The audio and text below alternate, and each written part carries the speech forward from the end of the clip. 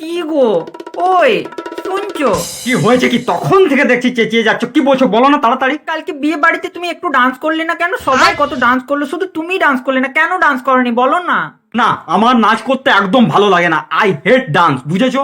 হ্যাঁ, তা কেন ভালো লাগবে? ওই যে আমার 88 বছরের কাকুটা তার কাকিমার সাথে কত সুন্দর ডান্স করলো, শুধু তুমি আমার সাথে ডান্স করলে না, সবাই ডান্স করেছে জানো বিয়ে বাড়িতে। তুমি ডান্স করনি, সবাই বলছিল এই তোর বরটা এরকম কেন রে, একা একা থাকি, কারোর সাথে ডান্স করে না।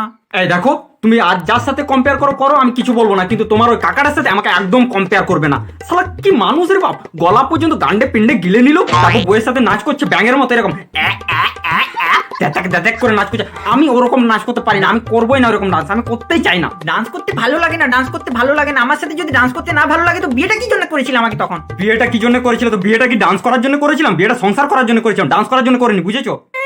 দেখতে কি ভালো লাগে না, চলো। হ্যাঁ, তা কেন ভালো লাগবে? ওই দেদেক দেদেক কাকাকে তো ভালো লাগবে, যাও না, ভালো লাগুক, আমার কি গেল।